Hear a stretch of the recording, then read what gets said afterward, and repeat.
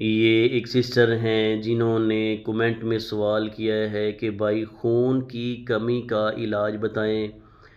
वो मेरी बहनें, वो मेरी सिस्टर हज़रात, वो बच्चे, वो बच्चियां, वो मेरे बुज़ुर्ग हज़रात जिनको खून की कमी है यानी अनीमिया हो चुका है, रेड ब्लड सेल्स की मिकदार जिस्म के अंदर कम हो चुकी है, कैल्शियम की कमी हो चुकी है, तो नुस्खा नोट फरमा लें।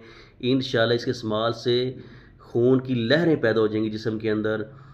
7 अदद बादाम की गिरियाँ, 1 टेबलस्पून देसी किशमिश, एक लंबे वाली होती है, गोल होती है, वो देसी होती है, वो लेनी है।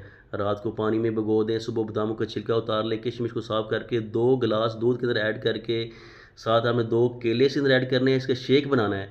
इसी के अंदर आपने करशी कंपनी का शरबत फौलाद भी लेना है, इसका चम्मच भी ऐड कर लेना है। बच्चों को खून की कमी है, बड़ों को कमी है, रोज़ाना 1 गिलास 2 गिलास पिलाएँ।